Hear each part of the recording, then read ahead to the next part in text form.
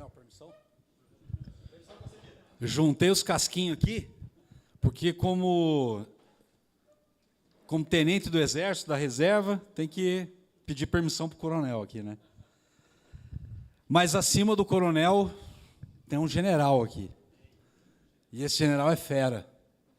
E a palavra de Deus diz que ele é o Senhor da guerra, mas ao mesmo tempo ele é o Senhor da paz, ele é o Senhor da cura, ele é todo poderoso, o Deus forte, e aquele que, apesar de tudo isso, apesar de tudo que ele nos ama e ele tem prazer da nossa presença.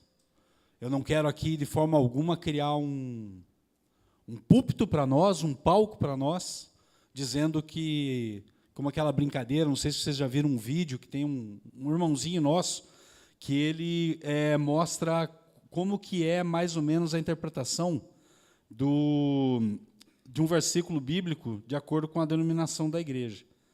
E ele vai passando pelas denominações. O texto é que a alegria do Senhor, a nossa força é. Daí ele pega, por exemplo, o presbiteriano, né? Daí o cara está de touca, japona e o caramba, ele pega a alegria do Senhor, a nossa força é. E daí ele vai passando na brincadeira pelas denominações, pelas igrejas, até chegar, não vou dizer o nome, de uma que ele pega e faz uma interpretação onde ele diz assim: sem a minha alegria, Deus não tem força. Então não é isso que eu estou querendo falar, mas o que eu tenho vivido com Deus, a experiência que eu tenho vivido lá na minha casa, tem me levado a crer que Deus tem prazer da nossa presença. E aquilo que, quando Deus fala, lá na Bíblia, lá em Gênesis, que na viração do dia, Deus ia falar com Adão e Eva. É esse Deus que eu queria conversar com vocês aqui um pouquinho, que eu queria contar também um pouco da minha experiência com Ele, para dizer que Deus às vezes pode querer nos chamar para outras coisas, para outros desafios, ou Deus quer nos usar onde a gente está mesmo, mas colocar uma nova visão, dizendo para você muda 2 passos para o lado, não tira o olho do objeto, mas muda 2 passos para o lado, para você ver aquele objeto, daquela famosa frase, por um prisma diferente. Quem tiver com a Bíblia, quem tiver com o celular, eu vou convidar você para abrir a sua Bíblia em Colossenses, no capítulo 1. Colossenses capítulo 1, versículo 15 ao versículo 17. Já está ali, ó. Eu vou fazer a leitura aqui. Ele é a imagem do Deus invisível, o primogênito de toda a criação, pois nele foram criadas todas as coisas no céu e na terra, as visíveis e as invisíveis, sejam tronos ou soberanias, poderes ou autoridades, todas as coisas foram criadas por ele e para ele. Ele é o antes de todas as coisas e nele tudo subsiste. Vamos orar? Senhor Deus, a tua palavra está lida. Pai, o teu Espírito Santo está aqui e é inegável a tua presença aqui, Senhor. E eu quero primeiramente dizer, Senhor Deus, que todas as mentes nossas estão cativas ao Senhor. Por isso, ó Pai, eu quero declarar, Senhor Deus, que nós te pertencemos, o nosso coração te pertence. Abre os nossos ouvidos, Senhor. Fala, Espírito Santo, nessa noite conosco, que não seja eu que esteja falando, mas seja o Senhor, o teu Espírito Santo, ministrando em cada um dos nossos corações. Porque tudo o que o Senhor faz, ó Pai, é bom, perfeito e agradável, mas tem um propósito. Então muda, Senhor Deus, o nosso coração, para que a gente possa, segundo a tua boa vontade, cumprir o teu propósito e podemos, Senhor Deus, para a glória do Senhor e para o Senhor, deixarmos o nosso legado aqui nessa terra. Em nome de Jesus. Amém. Queridos, deixa eu fazer uma pergunta aqui para conhecer vocês um pouquinho. Quais as profissões que nós temos hoje aqui, para eu ter exemplo? Tem dentista? Levanta a mão aí. Vai que já ganha cliente aqui, paciente aqui. Lá atrás tem dentista. Tem alguém que trabalha na área de construção civil? Encanador, pintor, eletricista, arquiteto, engenheiro? Tem médico? Que mais? Que mais que tem? Contador. Advogado? E agora vai levantar um monte. administrador, tem youtuber, quer dizer, agora é tiktoker, colunista, economista. Quem falou lá? Empresário. Cara, sinto muito, tá? Eu estou brincando porque eu já fui empresário, sei a dor do empresário, então uma brincadeira que me permita. Gente, eu nasci num lar cristão. Meus pais foram evangélicos, são evangélicos. Na verdade, os pais dos meus pais, os meus avós e os meus bisavós, eles já eram cristãos evangélicos. E eu não sei quem é da década de 70, década de 80, mas eu vou falar para vocês que pela família que eu nasci e pela fé que nós professávamos, eu sofri bullying. Sabe aquela coisa de você ir para a escola, aí o coleguinha fala de você para o outro, fala, ele é crente. A minha esposa, coitada, o nome dela é Vivian. Sabe qual era o apelido dela na escola? Bíblia. Então a gente passou por esse tipo de bullying, porque era muito diferente do que é hoje. E a gente também ouviu, nas nossas igrejas, frases que envolviam a questão política, como aquela velha frase que todo mundo já veio aí na cabeça, que política é coisa do diabo, né? Gente séria não entra na política. Quais outras frases que a gente pode lembrar? Todo político é corrupto. Todo político é ladrão. E agora eu quero fazer uma outra pergunta para vocês. O que é política? Ninguém sabe? Ninguém pode me dizer o que é política? Consegue me ajudar? Discussão. Debate. O que mais? Representante do povo. Mais alguma coisa? Mais alguém?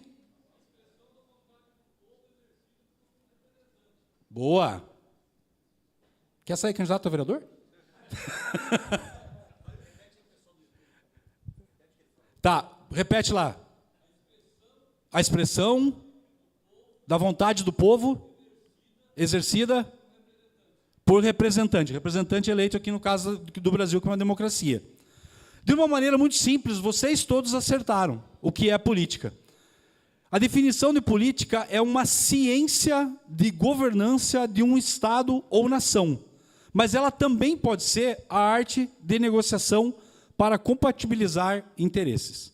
Sabe aquela coisa de, por exemplo, você trabalha numa empresa grande, que tem um conselho, e você quer que o teu projeto seja aprovado pelo conselho, aí de repente você vai lá e fala por um conselheiro, lá no cantinho do café, e você apresenta o teu projeto, se apresenta para outro, de repente vai ter reunião do conselho, e o teu projeto emplaca. Isso é política também. Só que também, e onde a gente vai ficar mais focado, é na questão da ciência de governança de um Estado ou de uma nação. E agora eu quero fazer uma outra pergunta para vocês. Essa é difícil, porque a gente não vai conseguir responder ela sem pensar no contexto político do Brasil atualmente. A política, ela é necessária? Essa doeu para responder, né? Essa doeu para responder. Porque quando a gente olha lá para Brasília, tudo que está acontecendo, déficit primário, déficit daquilo, dinheiro que tira de lá para não sei aonde, rombo de 170 bilhões, essa dói. Mas a política realmente é algo necessário. Porque a gente vê, inclusive na Bíblia, que a falta de leis e instituições políticas pode trazer o caos. Pode trazer o caos para a nossa sociedade. Lá em Gênesis 6, de 5 a 6, não sei se vai abrir o texto aí. Gênesis 6, do versículo 5 ao versículo 6. O Senhor viu que a perversidade do homem tinha aumentado na terra e que toda a inclinação dos pensamentos do seu coração eram sempre e somente para o mal. No versículo 6, ele diz assim: então o Senhor arrependeu-se de ter feito o homem sobre a terra, e isso cortou-lhe o coração. Vocês acham que lá naquela época o homem estava perdido em perversidade, porque a lei estava tudo certinho, estava tudo azeitado, estava sendo punido o corrupto, estava sendo punido o ladrão, estava sendo preso, enfim, as instituições políticas estavam ativas naquele momento? É claro que não. Mas o nível de perversidade, a falta de leis, a falta de instituições políticas agindo naquele momento, levou a uma perversidade tão grande, tão grave, tão absurda, que Deus lá do céu, uma hora ele olhou e falou assim: o que foi que eu fiz? Eu me arrependo de ter criado o homem. E quem não for peixe agora vai morrer, porque eu vou mandar chuva. E aí Deus mandou o dilúvio, e a gente sabe o que aconteceu. Mas vamos lá, fui muito lá para trás. Vamos pegar um exemplo mais atual aqui do nosso dia. Alguém lembra de um exemplo de local, de região, alguma coisa aqui no Brasil, em que as leis e instituições políticas não estão presentes? Brasília também. Mas foi isso que eu pensei, mas boa. Quem falou favela? Favela. O que tem dentro da favela? Qual é a lei dentro da favela? Ou melhor, quem é a lei dentro da favela? O traficante. Quando a gente vê, ou milícia, quando a gente vê os noticiários, tem prefeitura dentro da favela? Tem posto da polícia dentro da favela? A falta de leis e a falta das instituições políticas é clara no nosso dia a dia aqui no Brasil. E lendo alguns livros e lendo alguns autores, eu lembrei de uma frase de Spurgeon, em que ele diz assim, que só os tolos acreditam que a política e a religião não se discutem. Essa é outra frase que a gente escutou lá atrás, quando a gente era criança. Só os tolos acreditam que política e religião não se discutem. E olha a conclusão dele. Por isso ladrões permanecem no poder e os falsos profetas continuam a pregar. Ih, gente, arrepiou. Arrepiou. Vou ler de novo, tá? Os tolos acreditam, só os tolos acreditam que política e religião não se discutem. E é por isso que os ladrões permanecem no poder e os falsos profetas continuam a pregar. Até agora quem falou aqui de política fui eu, Coronel Gerson. Mas o que a Bíblia fala sobre política? A Bíblia ela é recheada de política, de assuntos que envolvem política, entre as duas capas dela, de Gênesis a Apocalipse. Vamos lá, vou dar exemplos aqui para vocês. Livro de Crônicas. O livro de Crônicas, ele fala do começo ao fim, nos dois livros, de registros reais, de mais de centenas de anos. Eram os políticos da época. Se você for para o livro de Juízes, você vê a descrição de um governo que era feito diretamente por Deus. Quando ele falava lá com Débora, e Débora chegava para o povo e dizia a ordem de Deus. Quando Deus falava para Gideão, e Gideão chegava, vamos embora galera, vamos para a luta, vamos para a guerra, que Deus vai nos dar a vitória. Quando a gente vê também, quando o povo de Israel chegou para Deus e falou, Deus, chega de te ouvir, a gente quer um rei. E aí Deus instituiu escola dominical, galera. Saul, boa, aí na sequência Davi. Política. Deus mudou a política da história de Israel. E aí na sequência o filhão lá de Davi, cheio de casamento, casamentos arranjados, casamento arranjado e casamento político. Política, mais uma vez, na Bíblia. Outra coisa que a gente vê, quando Israel foi dominado por outras nações, a gente vê a descrição dos governos, a Bíblia descreve as leis desses países, política. Vamos para o Novo Testamento? Quando Jesus, né, ali no Novo Testamento, nos Evangelhos, a gente vê os evangelistas descrevendo o domínio do Império Romano, a sua cultura, os seus costumes. E aí outra coisa também que a gente vê, a Bíblia fala sobre partido político? Fala. Quando você lê os fariseus, não sei o quê, os saduceus, que não sei o quê, os herodianos, os zelotes, os essênios, era partido político da época de Jesus. Eu quero dar para vocês algum exemplo mais específico do Velho Testamento sobre a questão de política, e vou passar aqui muito rápido por alguns textos bíblicos que estão todos em Provérbios. Porque o livro de Provérbios, que é um grande exemplo da política no Velho Testamento, fala sobre justiça, fala sobre autoridade, fala sobre governo, fala sobre corrupção, fala sobre desonestidade. Olha só tudo que envolve a política. Em Provérbios 16, 10 diz assim, os lábios do rei falam com grande autoridade, sua boca não deve trair a justiça. Provérbios 28, 2, os pecados de uma nação fazem mudar sempre os seus governantes. Impeachment, A gente já ouviu falar essa história aqui, né? Mas a ordem se mantém com um líder sábio e sensato. Provérbios 28, 15 a 16. Como um leão que ruge, ou um urso feroz, é o ímpio que governa um povo necessitado. O governante sem discernimento aumenta as opressões, mas os que odeiam o ganho desonesto prolongarão o seu governo. Provérbios 29, 2. Quando os justos florescem, o povo se alegra. Quando os ímpios governam, o povo geme. Provérbios 29, 4. O rei que exerce a justiça dá estabilidade ao país, mas o que gosta de subornos leva à ruína. Gente, justiça, autoridade, governo, corrupção, desonestidade, tudo o que a gente está conversando aqui, o que o Brasil está vivendo hoje, já há anos, está aqui relatado no livro de Provérbios. Se alguém sabe aqui qual foi o primeiro relato, documento oficial aqui no Brasil que fala sobre corrupção? Alguém quer dar um chute no ano? Não, 1501. Boa, 1501. Um pouquinho para frente. 1600. 1600 foi o primeiro documento, tá? Não que não tinha. Foi o primeiro documento oficial falando sobre a corrupção no Brasil. E, estranhamente, o padre que escreveu foi Padre Antônio Vieira. Ele escreveu uma carta a Portugal, falando com estranheza que a pessoa que era responsável pelo tráfico não, mas pela trazida de negros para a escravidão lá da África, ficava na casa do governante do Brasil, hospedado na casa dele. E ele dizia assim que no Brasil a lei ela coloca os ladrões de galinha na forca, porque quem deveria ir para a forca não rouba a galinha. É alguma coisa mais ou menos assim. De 1600 a gente já tem o primeiro escrito histórico sobre corrupção no Brasil. E lá no Novo Testamento, o que a gente consegue ver sobre política no Novo Testamento? Eu quero contar aqui para vocês aqui uma treta que estava acontecendo lá na época de Paulo.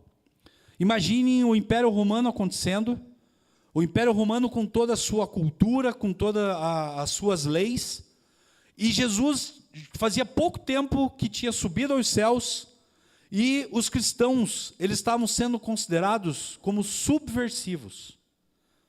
E quem escreveu, o Tito, na verdade, ele era um pagão e, além de pagão, ele era um grego. Então, o que Tito tinha que escrever? Alguma coisa para defender a cultura romana. Mas ele escreveu esse texto aqui no Tito 3, versículo 1. Lembre a todos que se sujeitem aos governantes e às autoridades, que sejam obedientes e estejam prontos para toda boa obra. Um grego falando para os israelenses e para os próprios romanos, dizendo, se sujeitem aos governantes e às autoridades, se sujeitem aos políticos daquela época. E lá em Atos 16, 37, num momento em que Paulo e Silas, eles foram lá para Filipos, e eles chegaram lá em Filipos e eles se depararam com um local que estava aberto a ouvir a palavra de Jesus, sobre o testemunho de Jesus. E aí eles chegaram e começaram a evangelizar as pessoas começaram a aceitar Jesus, e de repente começou a perseguir eles uma mulher. E essa mulher ficava gritando, esses são os filhos do Deus Altíssimo, esses são de Jesus. E elas começou a falar palavras, e foi um dia, foi 2 dias, 3 dias, 4 dias, e elas seguindo eles, e incomodando eles com essas palavras. Até que Paulo, movido pelo Espírito Santo de Deus, que está aqui nesse lugar, o mesmo Espírito, vira para ela, e ele expulsa os demônios que estão nela. Sabe o que aconteceu na sequência? Os donos dessa mulher, eles viram que iam perder o dinheiro deles, porque eles cobravam, porque ela era adivinha, e eles foram lá e denunciaram Paulo e Silas para os magistrados, e os magistrados, sem julgar eles, sem fazer nada, legalmente, simplesmente mandaram tirar a roupa deles, deixar eles pelados lá em praça pública, e açoitar eles. E aí depois eles depois que eles foram envergonhados, eles foram presos. Na manhã seguinte, o bate-grade lá chegou para soltar eles. O carcereiro chegou e falou: vamos embora, vocês estão liberados. E aí Paulo, buscando o conhecimento político dele, ele falou assim: como pode você vir aqui dizer para nós sairmos, sendo que nós fomos açoitados e envergonhados em praça pública, e nós somos cidadãos romanos, e a lei não foi cumprida. Não vamos sair daqui enquanto os magistrados não vierem. Paulo usou do conhecimento político dele. Os magistrados vieram, assumiram que tinham feito bobagem, porque eles açoitaram, sem devido processo legal, 2 cidadãos romanos, Paulo e Silas. E aí eles acompanharam eles até a saída da cidade. Sem ter havido processo formal contra nós, nos açoitaram publicamente e nos jogaram na cadeia, sendo nós cidadãos romanos. Querem agora nos mandar embora sem maior alarde? Nada disso, pelo contrário, que eles venham e pessoalmente nos ponham em liberdade. Se sabem por que Paulo e Silas fizeram isso? Porque Paulo e Silas, segundo o comentário bíblico que eu li, a estratégia deles era defender a igreja de Cristo que estava nascendo em Filipos. Porque os magistrados queriam julgar a igreja de Cristo que estava lá sendo recém-criada. Entendendo que eles fizeram bobagem, eles iam dar uma baixada na bola. Iam deixar a igreja de Cristo crescer. E isso eu achei de uma inteligência enorme. Claro que movidos por Deus, mas pelo conhecimento político que os dois tinham, que eles acharam essa sacada. E lá em Romanos 13, de 1 a 6, Paulo também vai dando direção em relação à questão das autoridades, em relação à questão de impostos, em relação à questão de tributos. E isso tudo, apesar do Estado romano ser completamente injusto e fazer coisas más, as decisões legais deles serem baseadas em classe social. Paulo exorta a população e as pessoas lavadas pelo sangue de Jesus a seguirem o padrão moral e político da época.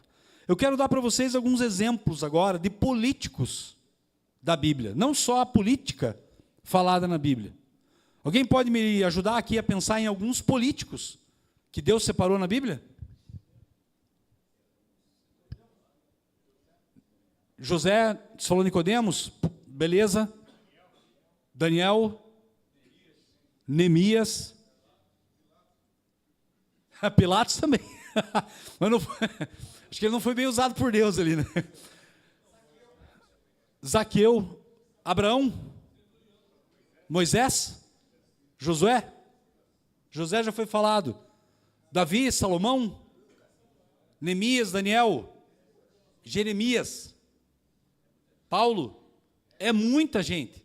É muita gente. Mas eu quero me ater a 3 aqui. Eu vou me ater a José, a Daniel e a Neemias. Gente, José, ele tinha tudo para ser um cara revoltado. Sabe aquele cara que tem... Você escuta a história do cara e você fala: cara, eu dou razão para esse cara ser desse jeito. Vai, Jesus, entra no coração dele e muda, mas eu dou razão para ele. O cara era filhinho de papai, tudo paparicadinho. Era lá o filhinho queridinho. De repente o pai dele chama e fala assim: vai lá no deserto, vai dar uma olhada para ver as bobagens que teus irmãos estão fazendo. Aí o cabeça boa vai lá e bota a melhor roupa dele, que ele tinha recém ganhado do pai, para ir lá ver os irmãos. Os irmãos já estavam por aqui com aquela história da lua e do sol e das estrelas, e os feixes que se inclinam, que não sei o quê. Aí eles vêm vindo lá, o bicho fala: cara, vamos passar o cerol no cara, velho. Aí já vamos jogar nesse buraco, vamos pegar essa túnica dele, matar um carneiro aqui, jogar um sanguinho e falar para o pai que a gente achou isso aqui no meio do deserto, que ele morreu. Aí o irmão mais velho dele, que eu não lembro, acho que era Rubens, não era? Rubens falou: galera, calma lá, vamos jogar ele no buraco aqui, vamos dar uma pensada, não sei o que e tal. Passou a caravana, vamos vender ele para lá, porque ele vai sumir, a gente nunca mais vai ver ele. Venderam ele como escravo. O cara vai e vira escravo, lá de Caifás. A mulher dele lá chega a dar um tererê nele lá, ele consegue se blindar, e aí ele vai para a cadeia. Eu fiz uma continha lá na minha Bíblia cronológica. Quantos tem aquela Bíblia cronológica? Legal. Eu fiz a minha continha lá na Bíblia cronológica, e se ela estiver certa, sabe quantos anos José ficou preso? 13 anos. Quando se pega lá o versículo que fala dos 2 anos, aquilo é 2 anos depois que aquele primeiro cara foi solto. Então ele tinha 11 anos para trás e ele ficou preso. Então ele tinha tudo para ser o cara revoltado. Só que daí, Deus age na vida de José, dá um dom para ele de interpretação de sonhos, e aí ele pega e ele fala, ó, eu sei interpretar sonho, deixa eu interpretar esse sonho do faraó. E ele chega lá, interpreta o sonho, e na sequência que ele interpreta o sonho, o faraó que está reunido com o conselho dele, ele pega e olha para o conselho, e ele diz assim, será que vamos achar alguém como esse homem, em quem está o Espírito Divino? Presta atenção nisso aqui. Em quem está o Espírito Divino. Disse, pois, o faraó a José, uma vez que Deus lhe revelou todas essas coisas, não há ninguém tão criterioso e sábio como você. Você terá o comando do meu palácio, e todo o meu povo se sujeitará às suas ordens. Somente em relação ao trono, serei maior que você. Você tem noção do que era o Egito naquela época do ano, lá por 1700 a.C.? Os Estados Unidos de hoje. Era o país mais rico, era o país mais próspero, era o país que mandava na parada. E aí Deus enche ele, José, do espírito dele. José vai lá, revela o sonho do faraó, e José deixa de ser escravo para virar subordinado apenas de faraó. E foi o político que mais fez por aquela região, e não só pelo Egito. Foi o político que fez por toda aquela região da terra, que estava passando fome. E Daniel? Daniel foi mais ou menos 530 a.C. Daniel era um jovem, junto com outros jovens, que foram levados na marra, lá para a Babilônia, para poder servir ao rei Nabucodonosor. Imagina a gente aqui no Brasil, tranquilão. De repente vem um país, invade a gente leva um pau dos caras do exército, desculpa lá, Coronel, mas só o exemplo. E além disso, os caras pegam as nossas melhores mentes dos jovens e levam lá para o país deles, para os caras ficarem melhor ainda do que eles são. E no meio dessa leva de jovens, foi Daniel. Outro cara que podia ser revoltado. Cara, o país dele foi tomado, foi destruído. E ele estava obrigado num outro país, em que ele tinha que aprender a cultura, a história, o idioma. E ele tinha que, em tese, se curvar à vontade daquele rei que não era o rei dele. E aí ele se coloca, junto com os amigos deles, e começa a aprender as coisas. Não vou entrar no mérito daquela dieta lá que eles fizeram, mas eles começaram a aprender as coisas. E depois de um tempo, lá em Daniel 1, de 17 a 20, ele diz assim, a esses 4 jovens, Deus deu sabedoria e inteligência para conhecerem todos os aspectos da cultura e da ciência. E Daniel, além disso, sabia interpretar todo tipo de visões e sonhos. Ao final do tempo estabelecido pelo rei, para que os jovens fossem trazidos à sua presença, os chefes dos oficiais os apresentou a Nabucodonosor. O rei conversou com eles e não encontrou ninguém comparável a Daniel, Ananias, Misael e Azarias, de modo que eles passaram a servir o rei. Viraram político. Estava do lado do cara mais poderoso. O rei lhe fez perguntas sobre todos os assuntos dos quais se exigia sabedoria e conhecimento, e descobriu que eram 10 vezes mais sábios do que todos os magos e encantadores de todo o seu reino. Mais uma vez a gente vê Deus enchendo a vida de uma pessoa e ela fazendo diferença na história. E Neemias? Neemias viveu depois um pouquinho de Daniel, mais ou menos em 460 a.C. Neemias, ele também estava nessa pegada aí de exilado, exílio e tal, essa coisa toda. E aí um dia ele foi conversar lá com os amigos deles, e ele falou, cara, como é que está Jerusalém? E os caras deram uma notícia bombástica, terrível, aquela que ninguém quer ouvir. E os caras falaram para Neemias: Jerusalém está destruída. Os muros foram derrubados, 1.600 metros, cerca de 1,6 km de muro foram derrubados. Só para vocês terem uma ideia, o muro de Jerusalém, ele tem a média de 1,5 metro de largura e tem 8 metros de altura. E quase 2 quilômetros de muro foram destruídos. E uma coisa que a gente não vê em Neemias, e isso que é muito legal a gente estudar na Bíblia, é que não foi só o muro de Jerusalém que foi destruído, o templo também foi destruído. Mas sabe quem que Deus chamou na mesma época de Neemias, que era contemporâneo dele, para reconstruir o templo de Jerusalém? Esdras. Ele mesmo. Então, enquanto estava construindo o templo, Neemias foi incomodado por Deus para reconstruir os muros de Jerusalém. Mas quando Neemias recebeu essa bomba, o que foi que Neemias fez? Neemias 2, de 1 a 4, no mês de Nisã, no 20º ano do rei Artaxerxes, na hora de servir-lhe o vinho, levei-o ao rei. Nunca antes eu tinha estado triste na presença dele. Vocês têm ideia do que é alguém que serve o rei chegar triste na presença dele? É cerol também, galera. O rei, por que o rei ia querer alguém triste perto dele? Ele ia mandar matar. E aí o rei perguntou para Neemias: por que o seu rosto parece tão triste, se você não está doente? Essa tristeza só pode ser do coração. Olha a resposta, olha o que Neemias fala. Com muito medo, eu disse ao rei: que o rei viva para sempre. Como não estaria triste o meu rosto, se a cidade em que estão sepultados os meus pais está em ruínas, e as suas portas foram destruídas pelo fogo? E olha a resposta do rei: o que você gostaria de pedir? Quando Neemias recebeu a informação de que Israel estava destruída, Neemias fez 3 coisas. A primeira coisa, nos versículos anteriores, diz que Neemias, ele chorou e lamentou. O processo da tristeza, ela faz parte quando algo terrível acontece com a gente. Ela é boa, ela ajuda. Os sentimentos que próprio Deus colocou no nosso coração, na nossa mente, eles fazem parte da nossa vida e a gente não pode lutar contra eles. Neemias chorou e lamentou. E acabou o livro de Neemias. Não. Neemias, depois, ele jejuou e orou.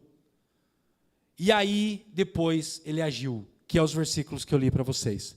E depois a história vocês já sabem.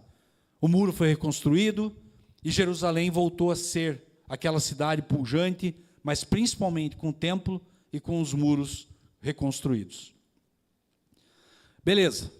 A gente viu aqui na Bíblia que Deus chama pessoas para a política.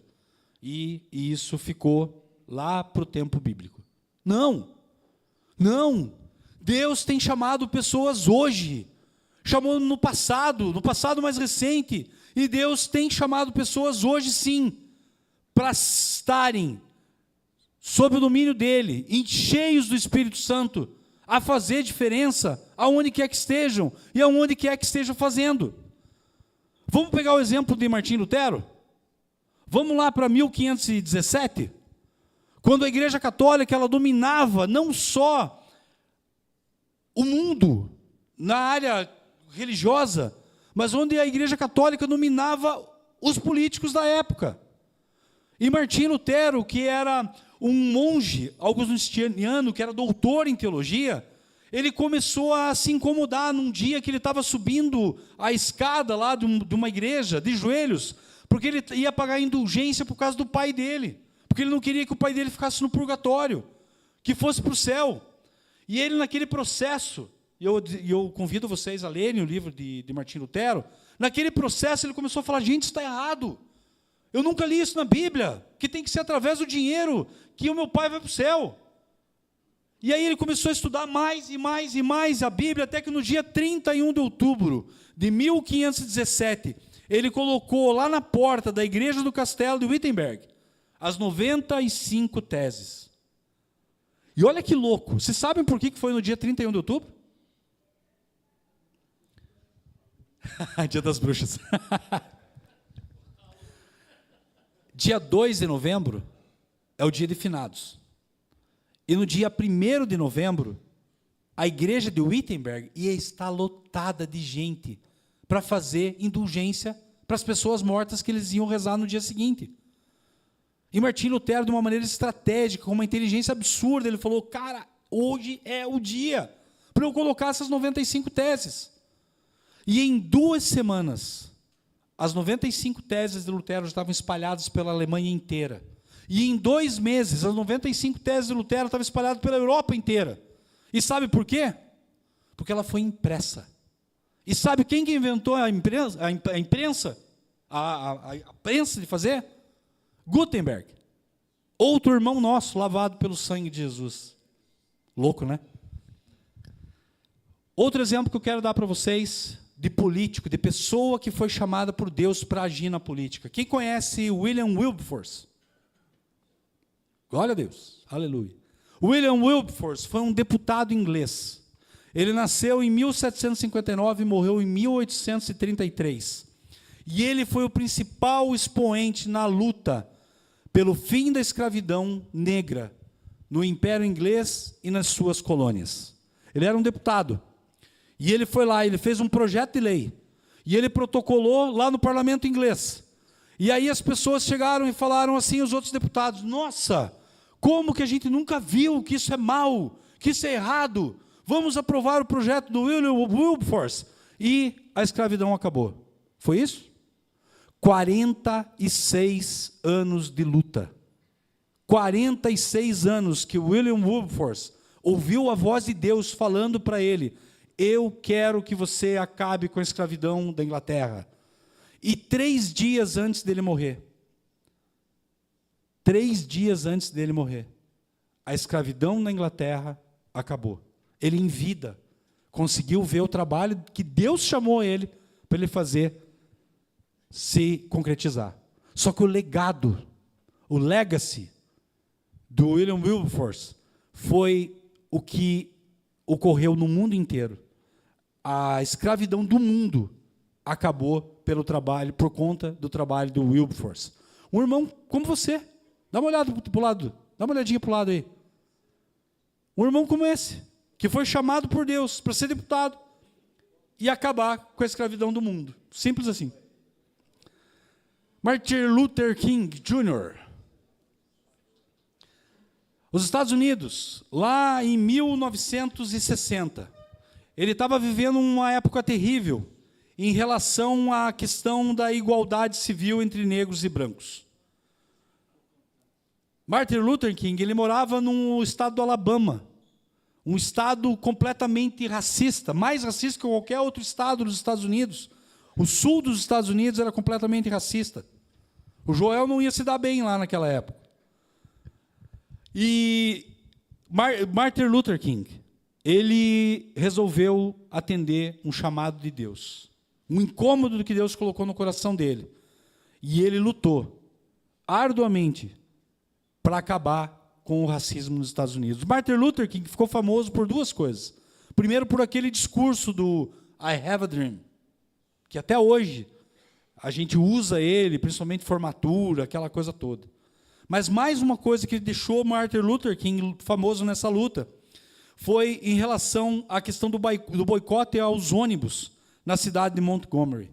Nessa época, nos Estados Unidos, quando você entrava num ônibus, a parte da frente era para os brancos e a parte de trás para os negros. Você ia no restaurante e tinha uma parte para os brancos e outra parte para os negros. Você ia beber água no bebedouro. Tinha um bebedouro para branco e um bebedouro para negro. E Deus levantando Martin Luther King para essa guerra, ele recebeu a vitória na Suprema Corte dos Estados Unidos, onde ela declarou ilegal a discriminação racial que começou no transporte público. Deus levantando um servo dele para mexer com as estruturas políticas dos Estados Unidos. O que seria nós de hoje, o mundo, se Martin Luther King não tivesse comprado essa briga? O último ator político que eu quero falar do mundo contemporâneo é o homem que faleceu há pouco tempo, mas deixou um legado como um homem de Deus e um dos maiores evangelistas que o cristianismo já viu. Eu estou falando de Billy Graham. Billy Graham foi o maior evangelista, foi o maior conferencista da história do mundo. E aí você pode estar perguntando, tá, e por que o Fábio puxou ele para falar sobre política? Billy Graham, ele foi conselheiro de diversos presidentes americanos, entre eles Harry Truman, Richard Nixon, George W. Bush e Barack Obama. E além de ter sido conselheiro desses pastores, ele era muito próximo, tinha uma grande afinidade com presidentes como Dwight Eisenhower, Lyndon Johnson e Bill Clinton. Você consegue imaginar os Estados Unidos sendo os Estados Unidos há 20 anos, 30 anos atrás, sem esse homem aconselhando esses presidentes? Rainha Elizabeth, parece que ele já deu vários conselhos lá. Gente, vocês podem imaginar o que seria do mundo se Deus não tivesse usado politicamente Billy Graham para fazer o que ele fez? Do que eu falei aqui para vocês, eu chego a uma conclusão muito clara. Cristianismo e política têm relação. E além de ter relação, Deus nos chama para que nós façamos, cada um, a nossa parte. Como advogado, como pessoas que trabalham na obra, como engenheiros, como médicos, como pastores, independente do que somos. Todos somos chamados para a política. Todos. E um outro contexto, um outro conceito, na verdade, que eu queria colocar para vocês, que é o conceito da cidadania. Para vocês entenderem que as coisas são todas interligadas. Deus não deixa a ponta solta no grande tear que Ele mesmo construiu. Cidadania é a expressão concreta do exercício da democracia. Exercer a cidadania plena é ter direitos civis políticos, políticos e sociais. Eu vou repetir. Exercer cidadania plena é ter direitos civis, políticos e sociais. Expressa a igualdade dos indivíduos perante a lei, pertencendo a uma sociedade organizada. O que fica muito claro nesse conceito é que política faz parte, ela está embaixo do guarda-chuva, desse grande guarda-chuva que se chama cidadania. Cidadania é um elemento maior, é mais amplo, é superior, que engloba a política e para a qual todos nós somos chamados. Todos somos chamados para sermos cidadãos em todos os aspectos que ela determina. Deixa eu te contar o meu testemunho. Eu já disse para vocês que eu nasci num lar evangélico. Esse lar, ele era em Guarapuava. Eu sou nascido, criado, desmamado e judiado em Guarapuava. E quando eu estava lá, eu lembro de eu criança, eu perguntando para o meu pai, como eu já disse para vocês, eu sou da década de 70, perguntando quem era o presidente Figueiredo. E eu lembro do meu pai me contando e explicando o que era um presidente, alguma coisa assim. Eu estudei a vida inteira em escola pública, inclusive na faculdade, e depois de formado, engenheiro civil, acabei indo para o Exército Brasileiro, onde fui engenheiro militar, executei várias obras, pedi baixa em 2005 e fui morar fora do Brasil, e quando eu voltei eu dei uma guinada profissional na minha vida, eu fui mais para a área de gestão, principalmente na área de gestão comercial, onde eu conheci o Joel. E Deus foi me levando profissionalmente. E eu fui crescendo, graças a Deus, e fazendo cursos, e a minha carreira, eu fui sendo promovido dentro das empresas e também pelas empresas que eu passei. Mas em 2014, naquilo tudo que nós estávamos vivendo e aquele mar de corrupção que estava sendo colocado aos nossos olhos com a Lava Jato, junto com outras lideranças políticas, o pastor Michel, inclusive, foi uma delas, nós fundamos um movimento social chamado Mude Chega de Corrupção. E esse movimento social ele foi um grande líder na coleta das 10 medidas de combate à corrupção. Quem lembra das 10 medidas de combate à corrupção? Quem não lembra, Google it. Dá uma procurada lá, 10 medidas de combate à corrupção, que eu ouso dizer que se o Congresso Nacional não tivesse assassinado, destruído as 10 medidas de combate à corrupção lá em 2016, eu diria, e eu digo para vocês aqui, que hoje nós teríamos um Brasil diferente. Se Deus pode ter feito aquilo lá e Ele não permitiu que acontecesse, eu tenho certeza que outras coisas mais Deus vai nos desafiar a fazer.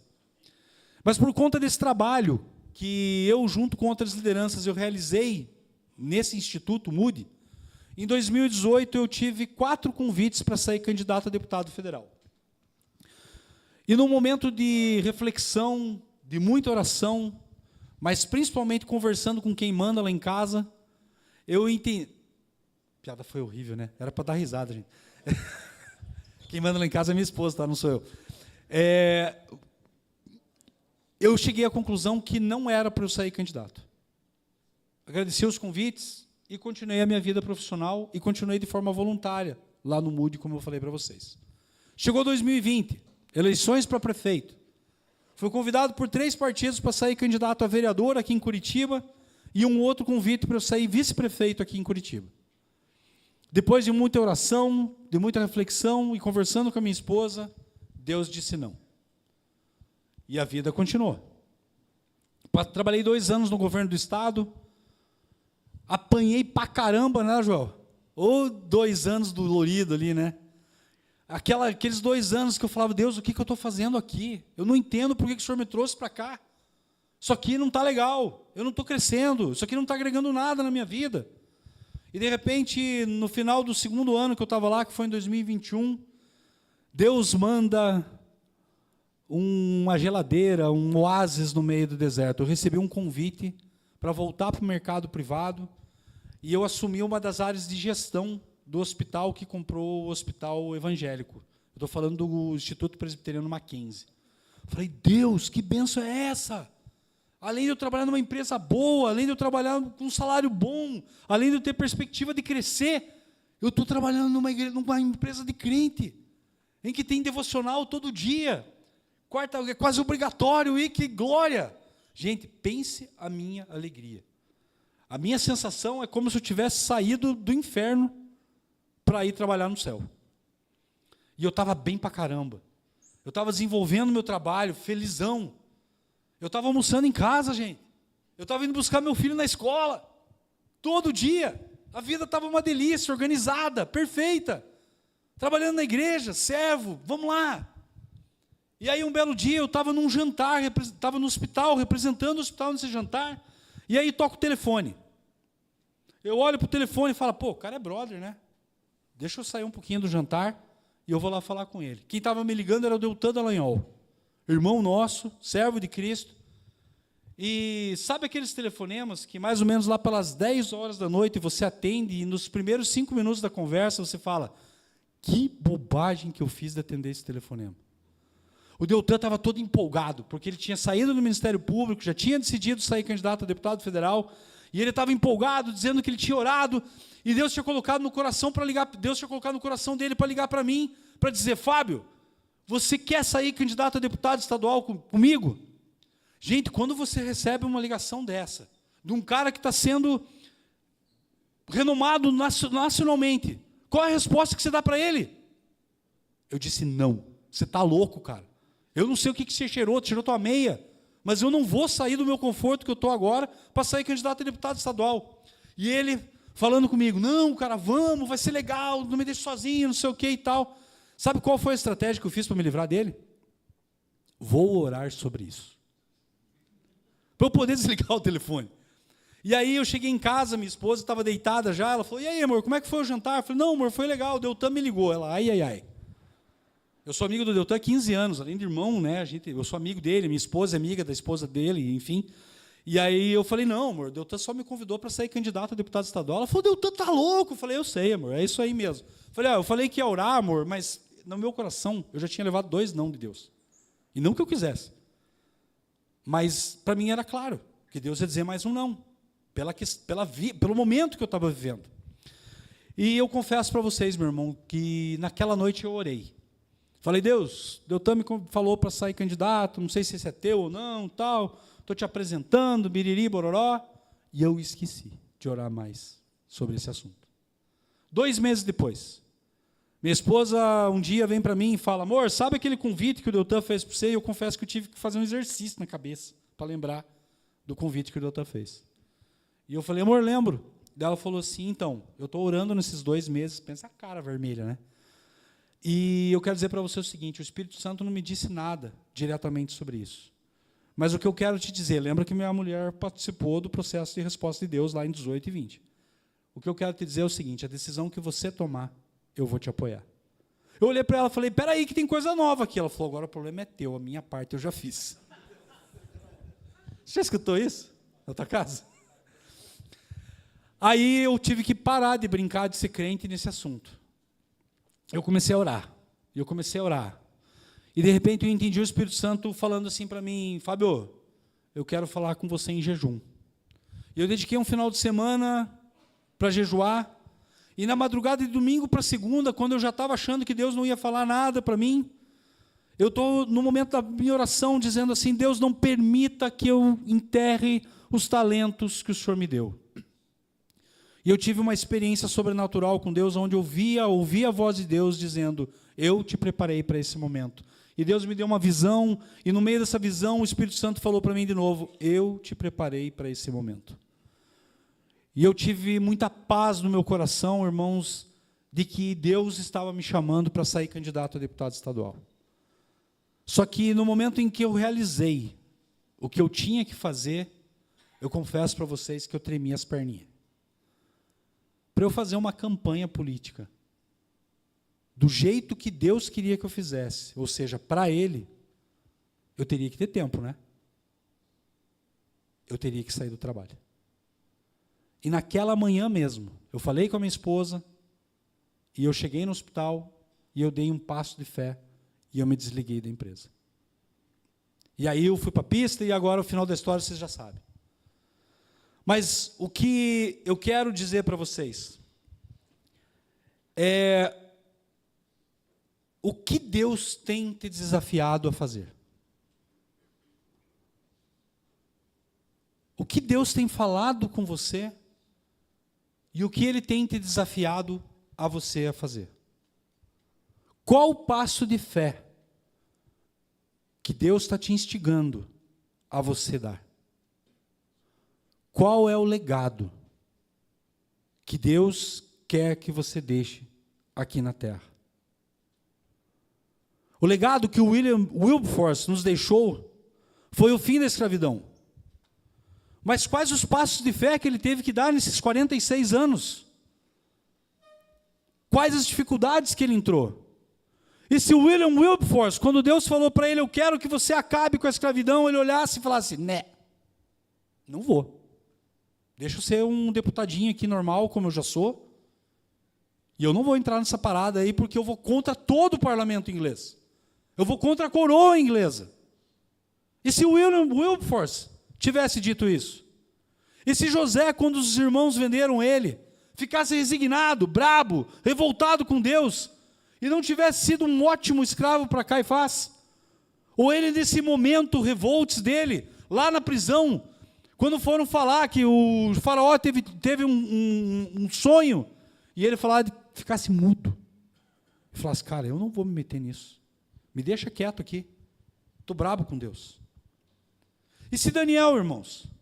E se Daniel tivesse ficado revoltado também com a invasão da sua terra natal, e não tivesse se dedicado a aprender tudo sobre a Babilônia, ter deixado mudar o nome dele, ter aprendido a língua da Babilônia?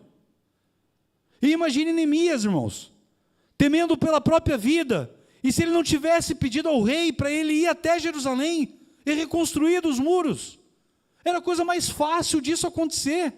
Ele ficado mudinho, não, rei, eu estou meio ruim do estômago, comi um negócio estragado, mas já vou melhorar.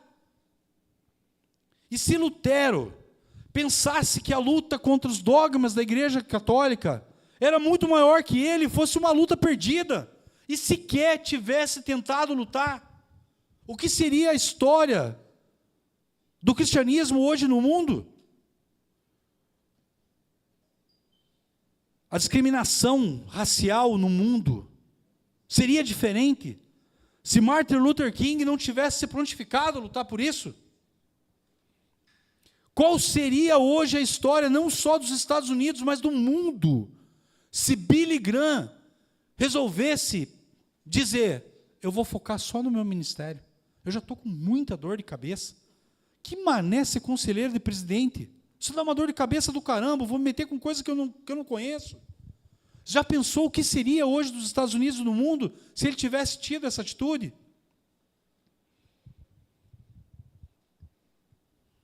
Pessoas comuns, como você, como eu, como os encanadores, como os arquitetos, como os programadores, como os empresários que nós somos e que estamos aqui hoje, que Deus tem chamado para exercer política e para exercer cidadania, como qualquer um dos exemplos que nós vimos hoje, quer seja da Bíblia ou quer seja do nosso mundo contemporâneo. Lutero disse no livro Da Autoridade Secular que política se faz com amor. E eu tenho certeza que esse amor que nos move a fazer política não é nosso. É um amor que vem do alto. É um amor que vem de Deus. É um amor que é implantado pelo Santo Espírito de Deus. Meu querido, eu quero convidar você nesse momento a fechar teus olhos. Curva a tua cabeça. Esqueça o teu amigo que está do lado. Esqueça a pessoa que te convidou para vir aqui. Esqueça a tua esposa, os teus filhos. A gente já está caminhando para o final. Esqueça a tua empresa, esqueça o teu trabalho, o projeto que você tem que fazer. E peça para o Espírito Santo, nesse momento, sondar o teu coração. Faz essa oração agora.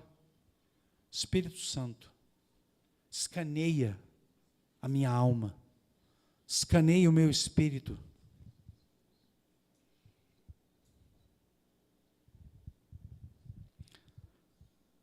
Irmão, que desculpa que você está dando para você mesmo, para não se envolver e não aceitar o passo de fé que Deus está te pedindo. Você foi traído? A tua empresa quebrou? Você está lutando contra vícios? Teu casamento não está legal? A tua vida está uma bagunça e você não consegue imaginar entrando em novos desafios? O leão da tribo de Judá é o mesmo que está vivo e irá defender a tua vida, que irá te chamar, que irá te capacitar, irá te colocar em lugares novos e em novos desafios. A Bíblia diz que no mundo teremos aflições, mas Jesus venceu o mundo. Ele é o alfa e o ômega, Ele é o princípio e o fim. Ele é aquele que nos dá forças, Ele é aquele que cura, Ele é aquele que nos sara, Ele cura as feridas. José foi traído pelos irmãos, William Wilberforce foi ameaçado de morte, Neemias e Daniel temiam pela própria vida, e Martin Luther King perdeu a vida por aquilo que era mais caro para ele e era o que ele acreditava. Ele lutava por aquilo que Deus colocou no coração dele. E você, meu querido, está fugindo de qual chamado de Deus para a tua vida? Deus agora, aqui, nesse lugar, está te chamando, está te confiando, está te convidando a confiar nele. Ele está dizendo que Ele tem o melhor para você. Ele está dizendo que te ama. Deus nessa noite quer fazer um grande milagre na tua vida. Deus quer fazer um grande milagre nesse lugar. Deus quer mover folhas. Deus quer mover pesos. Deus quer mover na tua vida. Deus quer te curar nessa noite. Deus quer tratar das tuas feridas. Deus é um Deus vivo, um Deus real, um Deus que te ama e que faz milagres. E hoje, aqui, nessa noite, Deus quer fazer você sair um novo homem.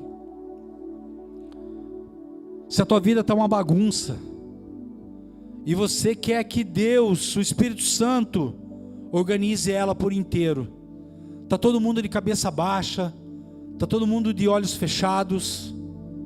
Se você quer que Deus organize a tua vida, levanta a tua mão num ato de fé. Aleluia, glória a Deus, aleluia, Senhor Jesus. Deus vai reorganizar os teus caminhos. Glória a Deus, pode baixar a tua mão. Se Deus, se o Espírito Santo nesse momento está falando com você e uma chama acendeu dentro do teu coração, e está dizendo assim: Deus, eu não sei se você quer me chamar para política partidária, eu não sei se você quer me chamar para política social, mas essa chama está dizendo: eu quero te usar para eleger melhores deputados, melhores vereadores, melhores prefeitos, e eu quero te usar para fiscalizar o trabalho deles. Se você não tem ideia do que Deus quer fazer com você nessa área, mas você está sentindo um calor dentro do teu coração, se você está sentindo o Espírito Santo falando com você, levanta a tua mão, irmão, e diz assim: eis-me aqui, Senhor, eis-me aqui, envia-me a mim. Aleluia, glória a Deus. Meus irmãos, se nesse momento você não tem ideia do que é esse Deus, se nesse momento eu estou falando para você que Deus faz isso, faz aquilo, que Jesus morreu pelos teus pecados, que Jesus te ama, que o Espírito Santo age, que Ele cura, que Ele fala, se você não tem ideia do que é isso, mas você está agora dizendo: eu quero conhecer esse Jesus, eu quero conhecer esse Deus que faz milagres, que opera maravilhas. Eu não sei quem é você, Deus, mas eu quero te conhecer. Se você está nessa situação agora, com as pessoas todas de cabeça baixa e os olhos fechados, levanta a tua mão e diz: eu quero esse Jesus, eu quero esse Jesus na minha vida, eu quero esse Jesus dirigindo os meus passos. Eu não tenho ideia do que é isso, mas eu quero entregar a minha vida para Jesus, eu quero entregar a minha vida. Aleluia, glória a Deus. Pode baixar a tua mão, já vi. Glória a Deus, glória a Deus. Vamos orar ao Senhor, os olhos fechados, da forma como você está.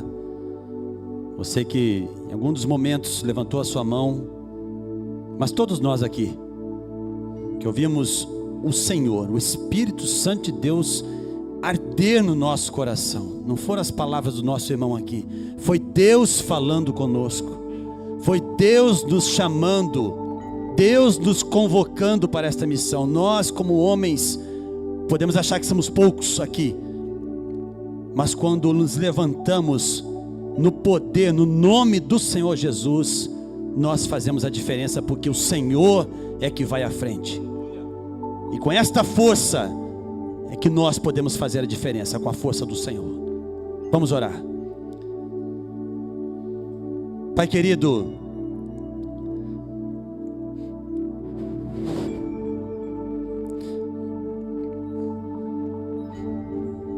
é tão gostoso ouvir a Tua voz, Senhor. É bom ouvir o Espírito Santo de Deus falando conosco, porque o nosso coração arde, Senhor. Nosso coração sente quase que fisicamente a presença do Senhor neste lugar. Te louvamos, ó Deus, porque o Senhor tem falado conosco, e colocamos diante do Teu altar cada um dos nossos irmãos. Eu apresento diante do Senhor aqueles que têm levantado as suas mãos, Senhor, que desejam, Senhor, ter a sua vida ordenada, colocada em ordem, que a governança do Espírito Santo de Deus esteja sobre eles, Pai. Eles precisam do Teu resgate, precisam do Senhor para colocar as suas vidas em ordem, Pai. Ouve o clamor destes Teus filhos, Senhor. Ó Deus, aqueles que têm sido tocados por um chamado que o Senhor tem feito, Pai. Sabemos que o Senhor deseja levantar homens nesta sociedade, homens que estejam cheios do Espírito Santo de Deus, não cheios de si, cheios do seu ego, mas que sejam humildes diante do Senhor, para que o Senhor os exalte, os coloque numa posição em que reflitam o nome do Senhor, reflitam a glória de Deus, que demonstrem Jesus por intermédio das suas vidas, e tudo aquilo que nós cremos, aquilo que nós vivemos, estes homens possam ser instrumentos do Senhor na sociedade onde nós vivemos. E aqueles que têm levantado as suas mãos também para entregar as suas vidas a Ti, Senhor, meu Pai, faz algo novo neles, Senhor. Ó Deus, visita-os de uma forma como eles nunca sentiram antes, mas que possam, Senhor, ser tomados pelo Senhor, resgatados, Senhor, do pecado e colocados no caminho que conduz à salvação. Vem com a Tua graça, com o Teu poder, Senhor. Nós oramos a Ti, pedindo a Tua bênção, Senhor, sobre todos nós. Que esta palavra que hoje ouvimos possa mudar os nossos pensamentos, mudar conceitos, colocar por terra preconceitos que por acaso tenhamos, que sejam derribados no nome do Senhor Jesus, e que o único conceito que tenhamos na nossa mente seja da Tua palavra, dos Teus ensinos, dos Teus preceitos, e como o Senhor deseja que nós nos posicionemos na sociedade em que vivemos, Pai. Nós oramos assim, no nome santo do Senhor Jesus.